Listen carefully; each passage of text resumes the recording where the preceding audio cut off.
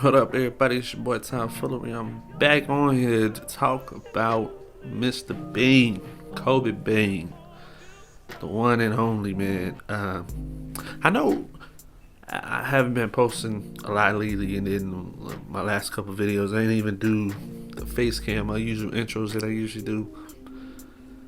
I've been going through some things, but your boy's feeling a little better. And I mean, out of any day to sit down and record something, I think today is like most appropriate. And I knew this day was coming up. I just kind of, forgot because, like I say, I'm lost in my own stuff. So I sort of kind of forgot about this, but I knew it was towards the end of January. That's what this video is about. I just want to talk about my hero, man, my idol, Kobe Bean. I mean, it's, lake it out. Excuse me, the big blanket behind me. The Kobe and Gigi picture. I mean, excuse me. Just here to just express myself, just as a fan and what he meant to me and everything that he helped me. I mean, get through in most of my life. So for starters. I was with everybody else. It was in like such disbelief. Like he just won an Oscar, a Grammy. I can't remember whichever one for his feature, little short animated feature film, Dear Basketball. And then turn around. I think it was like maybe a couple months later, LeBron passed him all-time scoring list, and it was like, he was still there. He was at games. He was, working him and Gigi, working out stuff like that. Also, real quick, I just want to go ahead and throw it out so I don't forget later on. Also, still condolences to the Alatoli family. If I said it wrong, I apologize. But they too also lost members of their family, and I hope they're doing okay and doing better. I know they're getting taken care of. But all the monetary stuff in the world will never be able to cover what they lost. But I remember I was in the living room, firing up YouTube like I usually do, ready to get something to eat, ready just to go on about my day in the usual way. And then my bro texts me. Now, growing up, me and two of my closest bros. We're huge LeBron fans, and I'm a Kobe fan. So, we always bump heads, had fun debates, stuff like that. So he texted me, or messaged me or whatever. He was like, yo, Kobe died. And I was like, alright, he's just making fun because LeBron just passed, Kobe the other night on the all-time scoring list, and he just talking about, like, he erased from history, whatever you want. So, like, okay, whatever. Like, but then, I'm going through YouTube, and it pops up, like, on the actual news. Like, they're talking about it. Like, the breaking news section of YouTube, which, for me, is, like, the third section of videos. Like, it's usually, like, recommended for me, or continue watching, or whoever viewers also watch this, whatever, and then it's like news, and it was like all over the news, but it was also all over the place. So I started doing my research before I replied back to him. Also because I was lost in that moment too, and it hit me like a train. Like I was in shock and just in awe, just like the rest of the world. Because it's like, David, he just won the thing, what I'm saying? He was at the game with people, training people, like, just the way it happened is just so wow. Because this man, if y'all don't know, took helicopters to games, like 98% of his games. Like, he didn't drive, he didn't go through LA traffic. Like, why that today of all days Like, and then of course, all the conspiracy theories come out with their bullshit. You know what I'm saying? Which I loathe about the internet because they don't never chill about nothing, bruh. And they was already going in and trying to figure out what happened, and it's like, it ain't the time for that. It ain't the time for that at all. And I mean, then the next reports was like, well, Rick Fox was with him, and then his wife was on the plane, all his daughters, and it was just like, bro, no. Yeah, I mean, thankfully, it wasn't Fox. His wife was fine, the babies were fine, except for Gigi, who's with him, and then the Alatoli family. And, that's where it hit me. And I was an emotional train wreck all day and then some. I still am. Like, every time I walk in here, I got two big Kobe's up there. Not looking down on me, but they're above me. I got the picture of him looking at his daughter, you know what I'm saying? Like, and then in my living room, I have a big picture of him and Joy, one of the iconic him and Joy moments. I have that in the living room to go look at. So it's like, every time I see it, I just shake my head and be like, there's no way, right? There's no way. It's like, oh man, it's still like, I'm still just flabbergasted and don't know what to say, honestly. But I just remember, for me, it hit me. I mean, not only because of him being an idol of mine, being a hero, it was him losing his daughter. I mean, yeah, his own life, but like him losing his daughter. His daughter's losing their father, and Vanessa losing her husband. Like, then the Alatoli family losing pieces of their family. I mean, multiple pieces. I mean, yeah, 2 from the Bryant family is huge, but I mean, it was a lot of lives lost. I'm not trying to make it any more bigger than the other just because Kobe's name was big. I mean, loss is loss at the end of the day, and it hurts everybody in different ways. So I just remember, for me, this is like January 2020, so about 5 months before my daughter's born, 4, whatever. And I was already going through some mental hurdles, of course, new father stuff, new dad, what I gotta do, what can I do to be better, stuff like that. So it hit me, and I remember I was just crying all over the place, man, because it felt close to the feeling like back in 2009 when my dad told me my brother on his side of the family, whatever, passed away from a car accident. And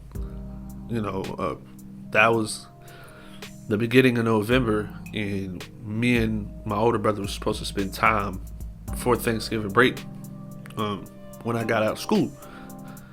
It, like, that pain felt like this, because like I really wanted to make a concerted effort to like meet Kobe at least once in my life, even if it was just from a distance, even if it was just for a game. Like I know my little bitch, she was looking into some stuff for me, because I used to talk about it all the time. So it was like I knew eventually that could have been like a plan. And I mean, it's just, unfortunately, it just didn't work out that way. And again, prayers and just condolences for the families that lost major pieces to their lives. I know they're hurting every day, and it's hey, we're all hurting, and we're all here for each other. So, but for me, growing up, might not look like it now. Shut up. But I was an athlete, man. I used to be slimmer, taller. I used to be slimmer, more cut. You know what I'm saying? I still have a deep love for basketball, but back then it was a deep, mad love. I mean, I balled every day after school, on weekends. It was ball. That's all I did. That's all I knew. I balled in the rain. I balled in the freezing cold. I balled at midnight with the Owls. Like, I played basketball. I wanted to do something with it, but I made goofy mistakes that kind of hindered me getting to where I wanted to be. But still, at the end of the day, it was just basketball. It was just basketball, and then Kobe. Like I said, one of my closest bros, huge LeBron James fan. I came to be a huge Kobe fan. That's the weird thing. I wasn't even a Kobe fan. I always admired him, but early 2000 stuff, I was Iverson. I was a T-Mac fan. And for me, and a Shaq. Those were my three guys that I like. And it's not that I hated Kobe. I was just like, every time I played the game, so NBA Live 2002, something like that. Man, who's this Kobe guy? Who is this? What man? This guy? You know what I'm saying?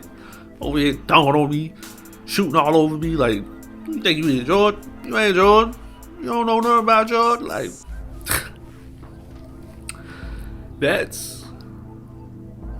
I mean, like I said, I knew about him, but that's how I felt about him in the beginning, until his iconic 2005-2006 season, where this man was ripping the league apart.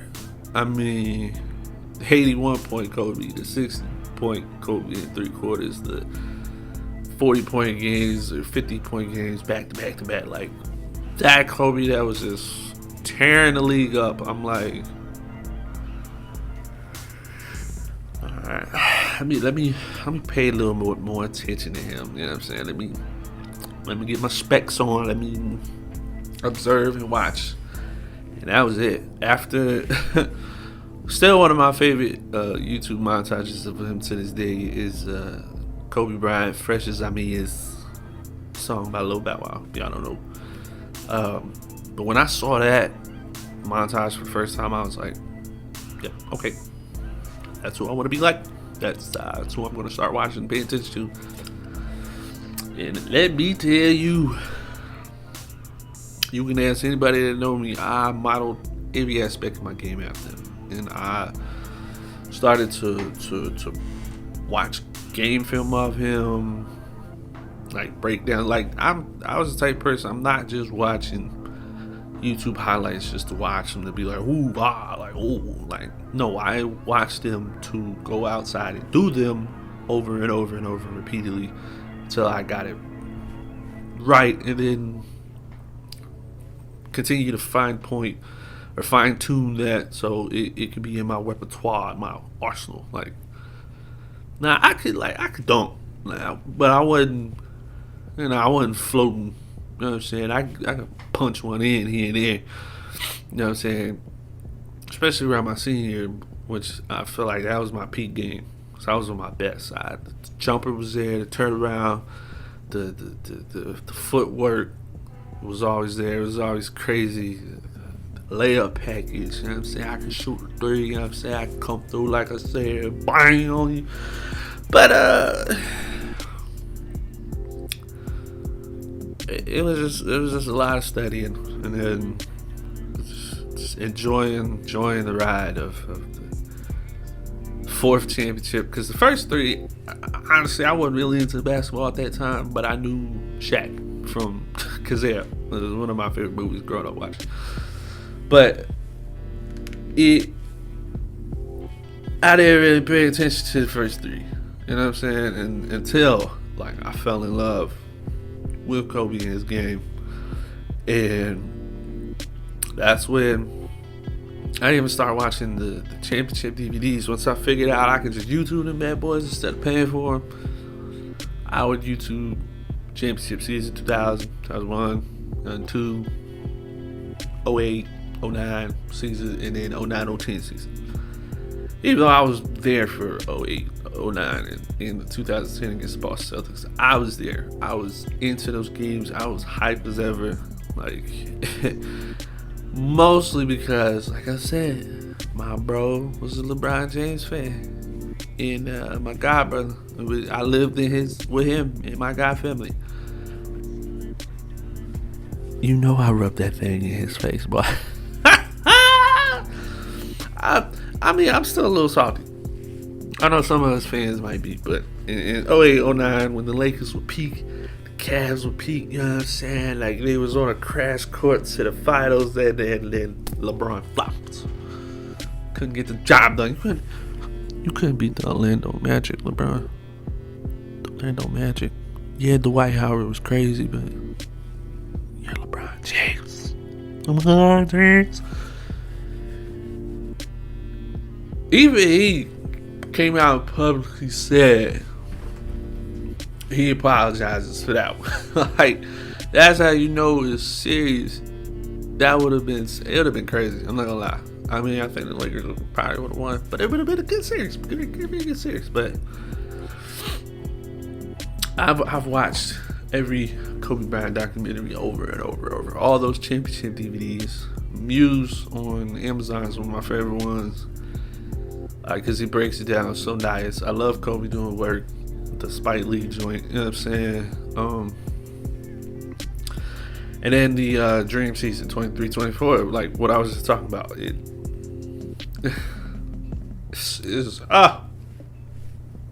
Those were the days. I still watch them now from time to time, but it's just what he meant for me. He was just everything. He was everything. He was that uncle that I felt like he was pushing his little nephew to do better every day. And I mean, just how he handled some stuff. You know, I definitely took a part of his mentality on certain things and certain aspects of life. You know, and feel like we all do. You know, all the fans. You know, we just that's how we can continue to let him live on and do more than just post videos of him and talk about him. Like, it's Kobe. he wouldn't, you know. I eventually laughed at like some of the memes where it's like Kobe's just sitting here disappointed in all of us, crying and boo-hooing and stuff. Like, that would have been him in real life, probably. You know what I'm saying? Most likely, yeah. But it's like, you know, you want to do him proud. You want to do how you go out and get stuff done. What you want to do with that mentality, Mamba mentality, man. That killer instinct, all that, man. And in closing, you know what I'm saying? I think I've rambled on enough for today. Yeah, I'm still, like I said, I'm still off a little bit on what I got going on in my life currently right now, but like I said, I definitely feel better, a little better than what I did, and you know, hopefully I can get back to recording videos and stuff soon, and I'll just keep making forward progress, and always ask myself, well, what would Bean do? And take everything he's taught me and use it in life. So I hope you guys do the same, man. Attack. Go at it. Whatever you want to do it, man. Don't hold yourself back. Don't give yourself excuses.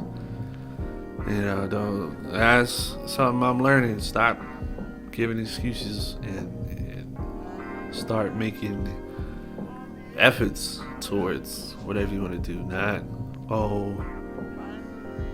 I work too much, I can't content create as much as I want to. How do you think everybody else started off?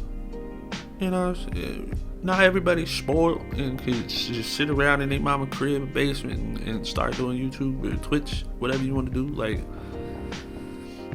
we don't have the best setup or whatever the case may be, man. It's excuses. Just do it. People listen. People appreciate underdogs making it out somewhere. Trust me, it's a great story. Great story and great content for you later on your channel, I'm telling you. And it ain't even gotta be content creator, man, whatever you do in your life, whatever you think you want to do and pursue it, go for it. Because it's gonna hurt worse if you don't ever go for it or ever try it, and you're getting close to the end of life and you're like, dang, I didn't do that, do this. You don't want that feeling. Just try it once. Just one day out the week. Let it happen. Whatever you want to do. I want to learn to paint. I want to learn to draw. I want to learn to do this. I want to play basketball. I want to build something amazing. I want to build, my own like house or some add-on to the house or something like that. Whatever it is, man. Just do it. Do it. Start it. Start a project. There's nothing to lose. There's only something to gain. You know what I'm saying? Even if you fail, hey, you tried. Try it again. And again. Hit again and again and again and again and again and again and again and again and again. Until you can't try no more. But that's it. I think I rambled on enough. I think I rambled off. I don't even know what I'm talking about anymore. But once again, man, prayers for those. Strength to the families, to the Bryant family, to the Alex Holy family, to us fans out there. I mean, we all out there. We here together, baby. You know what I'm saying? We continue. Hopefully, we continue to do anything to not make Bean proud, make yourself proud, because that's what would make him proud and happy of you. Is you do it for yourself. He always used to say that to his teammates, man. Like, do it. Just do it. Alright. I'm gonna catch y'all in the next one.